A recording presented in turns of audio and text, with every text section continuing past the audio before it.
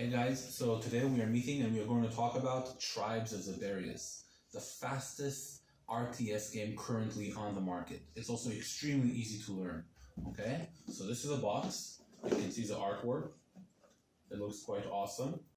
So let's open the box and see what we have here. Okay, so if we're going to open the box, first of all, we must admit that the artwork does look stunning over here.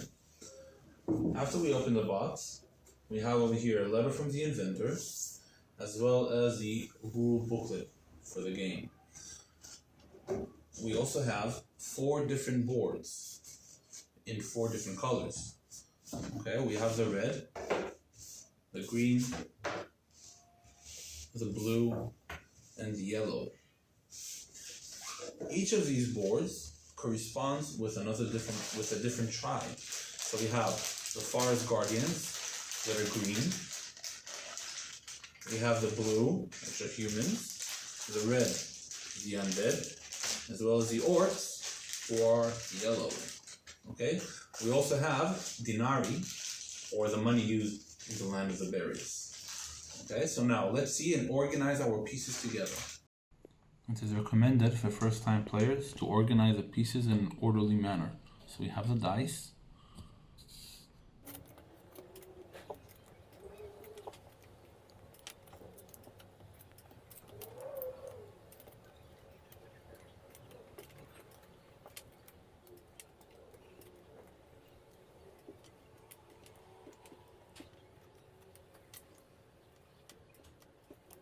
So in the land of Zaberias, we have 4 tribes that are fighting for dominance. Who will rule the realm of Zaberias?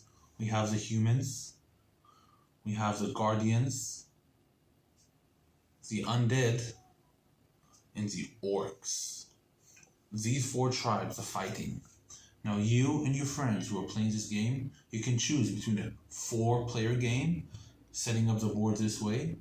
You can also have a 3-player game, which the third board is in the middle, or you can have a one-on-one battle, you versus your friend. I decided to play a very fast game of the humans versus the orcs, just to give you an idea of how this game works. Okay, so when we set up the game, we can put each player can put the board however, in whatever way he wants. Okay, you can turn the board around. Always notice that all the paths always match no matter in which direction you put the board. Okay? Now when you start the game, it is most important that you start in the furthest away citadel. Okay? So each player, if you're the humans, you cannot start over here, but you will have to start in the furthest away citadel. And so will the orcs have to start in the furthest away citadel of theirs. Okay? Now, each player also receives in the beginning of each turn 370 dinaries. Dinaries is a money used in the land of Zaberias. We have 100, 50, and a 10. Okay, so each player receives 370 dinaries in the game. Okay, let's distribute the money. And we are ready to go. So, unlike other games in Zaberias, the designers decided to give the player complete freedom. While in other games, the player is obliged to work by a certain order in his turn, in Zaberias, you can do 5 different actions and you can choose whichever order you want for them. The actions are as follows. The first action is obviously you want to collect money for the banners you have. Okay, each banner is going to give you money and you want to collect it. The second action, you want to use that money to build units. Then you can move these units, you can attack with these units, and lastly, you can build and upgrade your citadels to stronger cities. Okay? So let's dive in to see how these 5 players do these actions. In Zaberias, to see who goes first, both of the teams, or all the teams, roll the dice. Okay? So each team has its own colored dice. Okay, so over here we see that the blue team is going to go first. Now let's see what he's going to do. So the blue team goes first. Now, what he's going to do, he already collected the money he deserves in the beginning of his turn, 370 denarii, and now he's going to build a unit. So he decides to build a mermaid. The mermaid is a very fast unit. She can walk 5 steps at a turn. she can also fly over water, and she costs 90 denarii. Okay, but he built a mermaid. You have to build a mermaid in the citadel where you made her. Then you pay the money and you get it. He then decides to walk with the mermaid 1, 2, 3, 4. Although the mermaid can walk 5 steps, you can also walk with her 4, 3 steps, however many steps you want. Notice also that the mermaid could fly over water. After the mermaid came to the city, the player decides he wants to take over the city. Taking over a city is similar to an attack. Okay, so he puts a flag over here. Putting the first flag, the 50 denarii flag, is free. Okay. After this, the player doesn't want to finish his turn. He still has resources, so he's going to build another mermaid. Okay, he's going to build her over here in the first citadel, and then going to pay 90 denarii and move the mermaid to the third citadel on his board. Okay, so let's see, 1, 2, 3, 4. Notice that if you have a path, you can go sideways on each grid. Okay, all units can go sideways if there is a path. After the mermaid got to the next citadel, she's going to raise another banner for her team. Okay, and here we have. The player does not want to finish his turn. He wants to build some defense for his soldiers. So he wants to build an archer. Okay, now he cannot build the archer in this citadel because it's already taken and they have one unit standing on it. So he has to build it on the empty citadel, and he's going to build it over here. The archer costs 80, and he's going to pay 80 to the deposit. And now he has 3 citadels with defense on them, and next turn he's going to get 50, 100, and 150 denarii. The orc is going to go for a different strategy. Okay, so he wants to build powerful units. Okay, so first of all, what he's going to do is going to upgrade the city. Instead of 50, he's going to pay 100 denarii and then upgrade his city to a 100 metal city. Okay, after he upgraded the city, what he's going to do, he's going to build the Beastmaster. So notice that there's 3 different levels of flags over here. We have a wood flag, which is worth 50. We have a metal flag, which is worth 100, and a gold flag, which is worth 150. Okay, now these 3 different sizes correspond to 3 different sizes of units. Okay, so we have the wood units over here, then we have the metal units, and the gold units. If you have a wood flag, you can only build wood flag units. If you have a metal one, you will be able to build metal units and wood units on the same banner, on the same citadel. And obviously, if you have a gold banner, you can build all 3 units in the same citadel. Now, the Beastmaster is an attacker. It costs us 160 denarii, but it moves 6 steps at a turn and has 4 dice plus 5, so he's extremely powerful. He's going to pay 160 denarii to build this Beastmaster, and then walk with it 5 or 6 steps, 1, 2, 3, 4, 5, and take over the next city. Now, this next city, the 51, gets 50 for free, and the orcs will decide to upgrade it to a metal city again. Okay, so he will pay another 100, and then upgrade this same city to a metal city. Now, the orc has 2 metal cities, 100 plus 100. Next turn is going to get 200, and he has already a 2nd level unit, a metal unit, which is a lot more powerful than the wood units. So in like any RTS game, a player can decide if to build up his army or go and be the first attacker. So to make this game a little shorter, I will decide the humans are a player that is a first attacker and wants to go and attack as fast as he can. Now his target is to attack the city, but this city is pretty well defended. It has plus 2 dice from the banner and 4 dice from the Beastmaster plus 5 basic strength.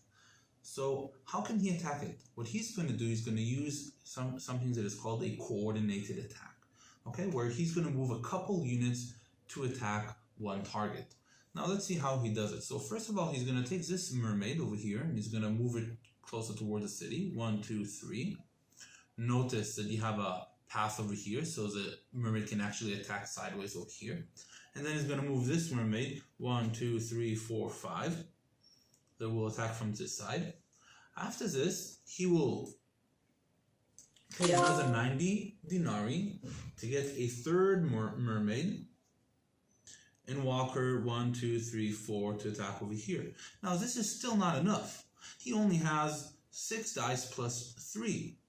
So what he's going to do, he's going to build an archer. An archer costs 80 denarii. And he's going to move this archer 1, 2, 3. So all 4 units can attack together this citadel. Okay, now all together the humans have 1 dice, 7 dice plus 7, and the orcs have 6 dice plus 5. So it's most likely that the humans over here are going to win the battle. Let's roll and see. Roll for the humans first. Again, they have 7 dice plus 7. So let's roll. I hope you can count well. Is 11, 12, 13, 15. Now they have 2 more dice. 15 plus 5 is 20, 21. 21 plus 7 basic strength. That is 28 points for the humans. Wow, that is a pretty good score. 28 points, remember. Okay? Now let's roll for the orcs. The Beastmaster and this banner together are going to roll. They have 6 dice. And they are rolling, over here is 10, 18, and then 20, 25, and the Beastmaster has lost this battle. Okay? And then the Citadel has gone with the Beastmaster altogether. Okay? Now notice, taking over Citadel is similar to an attack. All these units have already attacked, and they cannot take over this new Citadel. Okay? Now don't be alarmed. It doesn't mean that the orcs have lost. First of all, there were other countermeasurements that he could have taken to protect himself better, like maybe building a second banner over here, or having an archer protecting him and have a coordinated defense. There are many, many ways to defend yourself. Okay, but overall it seems like the humans played pretty well this game. An extra point that I want to mention is on each board we have this center of power. If one of your units stands on this center of power, all of your tribe will get +2 in their basic strength. So I just want to go over what we have in each unit. So we have 3 different characteristics over here. First of all is strength, then range, then speed. So speed is very clear. As you can see on the board, there are many grids. Speed 4 means each unit can go 4 grids at a turn. So this unit will move 1, 2, 3, 4. Okay? Range is also pretty straightforward. The range of this dragon is 2 grids, meaning he cannot reach this orcish unit over here. And then for that, he will need to move 1 forward. And lastly is his strength. His strength is 10 basic strengths, meaning this 10 points are this dragon, whether he rolls dice or not, okay? He has 10 points all the time, plus 4 dice. So his total score will be the result of 4 dice plus 10 points. Now in the back of this unit, we have the shadow of the unit, so we know which one it is. Then the price of the unit and his special ability. Okay, this dragon, his special ability is he can fly over water, and that other units can ride on him. And that's the structure of a unit. Okay, all the units look more or less with it. All the units have the same exact features to them. Hey guys, so this was a short review of Zaberias. I hope you enjoyed it. As you can see, Zaberias is an extremely easy to learn game. Okay, for an RTS game, it's super easy. It's probably one of the easiest games over there in the market. Now, not only it's easy to learn, but it's also very difficult to master. So you have a lot of different units, and each unit has different abilities. You also have different kind of strategies you can do on the board itself, like building your army or attacking fast, or using a different combination of units. So it's very easy to learn, hard to master game, and you have a lot of replayability over here with all the different things you can do. Okay? I just want to review it and go over it once more so it'll be more clear. Okay? In Zaberias, each player can do 5 things in his turn. Okay? First of all, he collects his money. Second, he builds units, he moves these units, attacks with them, and finally, he can also upgrade his banners and create a stronger army. Okay? And that's it. I hope you enjoyed this review and looking forward to hearing from you.